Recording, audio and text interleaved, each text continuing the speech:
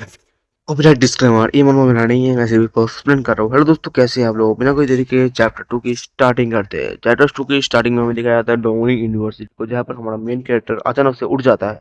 हमारा main character उठने के साथ ही कहता है, क्या क्या मैं कोई स्वर्ग में हूँ क्या? मैं अभी भी जिंदा हूँ क्या? ये एक होटल है क्या? क्या मैं कोई सपना देख रहा हूँ? वो अपने आप को चोटी काटती है और वो कहता है, ये कोई सपना नहीं है। क्या मैं फिर से रिबॉर्न हो चुका हूँ क्या?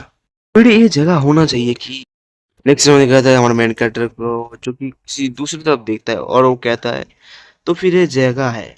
और हमें दिखाया जाता है एक लड़की को जो कि सोई फोड़ी होती है अपने बेड के तरफ, ठीक है। और हमारा मेन कैरेक्टर कहता है, वो अभी अभी मेरी गर्लफ्रेंड बनने के लिए राजी हुई है और ये हमारा पहली बार है, लेकिन मैंने कभी नहीं सोचा था कि 10 साल बाद तुम मुझे उस नीच एक सीओ के साथ मेरे को धोखा दोगे। क्या मुझे तुम्हें मार देना चाहिए या फिर मुझे तुम्हें थैंक्स करना चाहिए? मैं तुम्हें एक और मौका नहीं देने वाला हूँ। अगर मुझे सही से याद है तो 3 घंटे बाद वो क्लाइमेटी वायरस फैल जाएगा, क्योंकि तुम मुझे एक ना एक दिन धोखा दोगे। इसलिए मैं इस यहीं पर ही खत्म करता हूँ। इस जिंदगी में मैं अपनी एनर्जी को अब किसी कचरे पर बर्बाद नहीं करना चाहूंगा। रही बात उनकी जिन्होंने मुझे दुख पहुंचाया है, मैं एक को भी नहीं छोड़ूंगा। में दिखाया जाता है दो आदमियों को, जो कि दरवाजे के ऊपर लात मारता है और दरवाजा खुल जाता है। नेक्स्ट में पतले आदमी को दिखाया जाता है जो कि कहता है, वो सच में यही पड़ी है। तुम्हारी हिम्मत कैसी हुई एक्सियो रोंग? मिस्टर लॉन्ग ने तुम्हारे लिए महंगे से महंगे बैग्स और ज्वेलरी खरीदा है, लेकिन तुम इस लड़के के साथ इस कमरे में सो रही हो। तुम्हें उनके साथ ऐसा नहीं करना चाहिए था। फैन, ये लोग कौन है?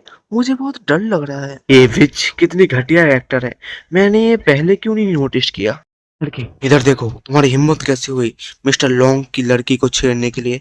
अब मर जा, अब मर साले इस डंडे से। तुम बहुत स्लो, इतने स्पीड के साथ इतने स्पीड के साथ तुम एपोकलिप्स वर्ल्ड में टिक भी नहीं पाओगे। तुम लोग जरूर ही इस वर्ल्ड में मरने वाले हो। और लड़का कहता है, ये कितना पावरफुल है, यांग फेंग इतना ज्यादा स्ट्रॉन्ग कैसे बन गया? अब तुम्हारी बारी है।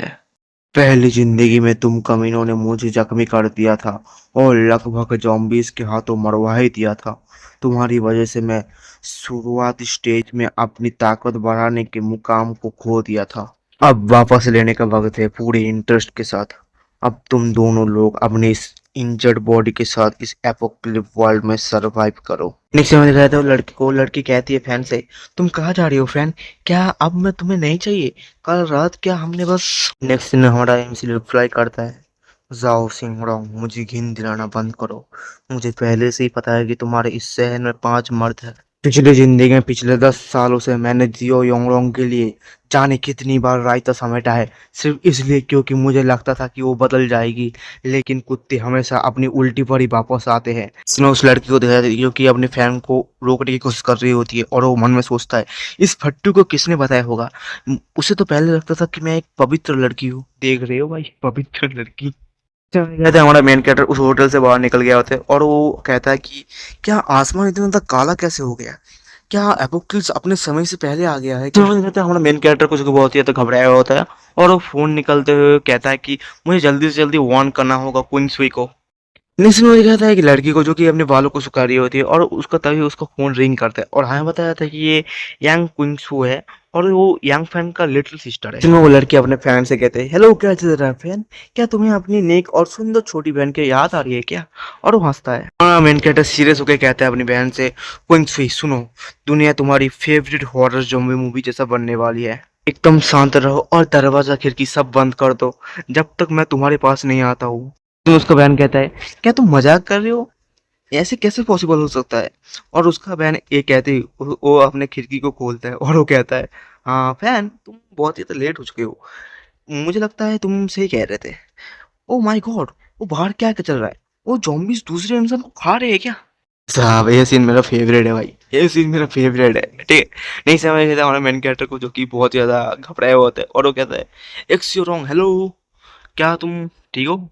लगता है कॉम सेंटर डिस्ट्रॉय हो चुका है। मुझे जहाँ तक याद है मेरा पिछले जिंदगी में जहाँ पर मेरे पेरेंट्स रहते थे वो जगह सेफ है, लेकिन जहाँ पर मेरा बहन रहता है वो बहुत ही ज़्यादा डेंजरस प्लेस है। मुझे जल्दी से जल्दी अपने बहन को ढूंढना होगा। मेरा रिंग ग्लो कर रहा है, शायद से आसपास से कहीं पर भी डायलर हो सकता है। ये मेरा रिंग का एक पावर है। पिछली जिंदगी में मैं किसी और से पहले इसी रिंग की वजह से मैं डायलर से मिल पाता था। कितना लकी हूँ, नेक्स्ट में देख रहा था एक क्वालिटी शावर, मतलब जहाँ पर नहाना वहाना होता है ना, वहीं पर ही हमारा मेन कैरेक्टर एंटर कर रहा होता है और वो कहता है कि लेकिन मेरा रिंग जहाँ पर एनर्जी सेंस कर रहे हैं वो कैंपस की ह्यूमन शावर्स रूम से आ रही है। नेक्स्ट में दिखाया था हमारा मेन कैरेक्टर उस रूम के अंदर घुस गया होता है और वो कहता है लगता है लेडीज वॉशरूम भी मेंस वॉशरूम की तरह ही होते हैं, कुछ ज़्यादा कुछ फर्क नहीं होता। और वो सामने देखकर ही चौंक जाता है, एक लड़की मतलब बैठी हुई होती है और वो एक ज़ॉम्बी होती है जो कि हमारा मेन कैरेक्टर को देख कर ही गुस्से में घूरता है और वो अटैक करने के लिए बढ़ जाता है हमारा मेन कैरेक्टर की तरफ। और हमारा मेन कैरेक्टर कहता है क्या वो ज़बरदस्त बॉडी है, मतलब नाइस बॉडी है, ठीक है, लेकिन मैं इससे मेरा इरादा नहीं बदलेगा। और वो अपने गिलास को तोड़ता है, ठीक है, पीछे रहे गिलास को तोड़ता है और उससे एक कुल्हाड़ी को निकाल लेता है। और वो कहता है कि मरे हुए ज़ॉम्बी ही वैल्यूएबल होता है। और वो कहते ही उसने उस कुल्हाड़ी से उस ज़ॉम्बी का सर धड़ से अलग कर दिया। और वो जाता है उस ज़ॉम्बी के सर की तरफ और उसके माथे में जो एक जेम टाइप होता है उसको निकाल रहा होता है। और वो कहता है कि मैं कुछ भी नहीं छोड़ सकता, यहाँ तक कि सबसे सस्ता ग्रे क्रिस्टल भी नहीं। आखिर ये थोड़ी मदद तो कर ही सकती है। मुझे इस एपोक्लिप में मेरी फैमिली को भी बचाना है, इसलिए जल्दी से जल्दी स्ट्रेंथ को बढ़ाना होगा। नेक्स्ट में हमें दिखाया था हमारा मेन कैरेक्टर को जो कि कहता है ओ मैंने ढूंढ लिया डीलर को। और हमें दिखाया था सामने डीलर खड़ा हुआ होता है और हमारा मेन कैरेक्टर कहता है मेरे पिछले जिंदगी में मैंने 10 महीने बाद एक डीलर को के साथ मिला था, लेकिन इस जिंदगी में मैंने सोचा नहीं था इतनी जल्दी ही मुलाकात होगी। और हमारा मेन कैरेक्टर कहता है कि जब एपोक्लिप्स आया तब डीलर्स नाम की एक रहस्यमय रेस सामने आई। लो से हाई तक 9th लेवल में ये बटा हुआ है, grey, white, red, orange, yellow, grey, green, blue और पर्पल। ये लोग इंसानों के साथ ट्रेड करते हैं और हमें बहुत सारे इक्विपमेंट्स, इवोल्यूशन पॉइंट, पोशन सब कुछ देते हैं। बदले में ये सिर्फ क्रिस्टल लेते हैं जो कि zombies के सर के माथे में जो मिलना था ना हमारे मेन कैरेक्टर को, वही वाला क्रिस्टल ये लोग लेते हैं, ठीक है। हमें देखा था हमारा मेन कैरेक्टर के साथ भी उस डीलर का ट्रेड मतलब ट्रांजेक्शन शुरू हो चुका है। और हमारा मेन कैरेक्टर कहता है कि पिछले एपोक्लिप्स की तरह ही अगर तुम्हारे पास क्रिस्टल कोड है तो तुम उनके पास जाकर ट्रेड कर सकते हो। और हमें दिखाया था हमारे मेन कैरेक्टर के सामने बहुत सारे आइटम्स इक्विपमेंट्स आ गए होते। और हमारा मेन कैरेक्टर कहता है ये रिंग अभी भी मेरे को डिस्काउंट दिलाता रहता है। ये रिंग का एक और पावर है, ये हाफ दिन में डीलर का आइटम्स को रिफ्रेश कर सकता है। अगर रिफ्रेश करने के बाद एक रेयर आइटम मिल जाए तो मज़ा ही आ जाएगा। चलो इसको ट्राई करते हैं। ऐसे कह के हमारा मेन कैरेक्टर उस रिंग के पावर को यूज़ करता है और वो देख के एकदम शॉक हो जाता है, मतलब वो उस रिंग का पावर को यूज़ करता है और एक रेयर आइटम निकल जाता है रिफ्रेश में। और वो देख के ही चौंक जाता है और सरप्राइज होकर कहता है क्या मुझे मिल गया एक टॉप ग्रेड का आर्टिस्ट कार्ड। ना मैंने कहता है हमारा मेन कैरेक्टर का ट्रांजेक्शन कंप्लीट हो चुका है। वो कहता है कि मतलब लिखा हुआ था ट्रांजेक्शन कंप्लीट, मतलब वो उस कार्ड को खरीद लेता है। और वो कहता है मेरे पास डिस्काउंट के बाद भी इतना ज़्यादा क्रिस्टल नहीं था कि मैं एक इवोल्यूशन पॉइंट खरीद सकूं। एपोक्लिप्स में सरवाइव करने के लिए मुझे जल्दी से जल्दी अपनी ताकत को बढ़ाना होगा। वहां पर क्या हो रहा है? हाँ हाँ हाँ। क्या वहां पर कोई है क्या? तो हमें दिखाया था एक zombies को जो कि एक लड़की की तरफ बढ़ रहा होता है और वो लड़की नाइफ ली हुई खड़ी होती है और वो कहता है ये सब क्या हो रहा है, यांग हुई तुम होश में आओ। फिर कहता है उस रेड हेयर वाली लड़की को जो कि उस दूसरे लड़की से नाइफ मांगता है और कहता है मुझे ये नाइफ दो।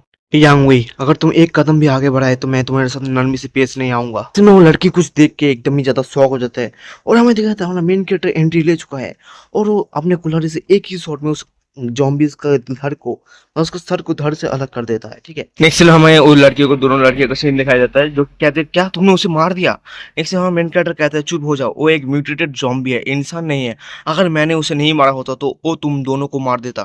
फिर वो दोनों लड़कियां कहती है क्या zombies, क्या म्यूटेटेड zombies जैसे कि मूवीज और कार्टून में होते हैं, लेकिन ऐसे कैसे पॉसिबल हो सकता है। एनीवेज मेरा नाम है यानवी और इसका नाम है डामुई, और तुम कौन हो और तुम्हें इस बारे में कैसे पता चला एक जॉम्बी है।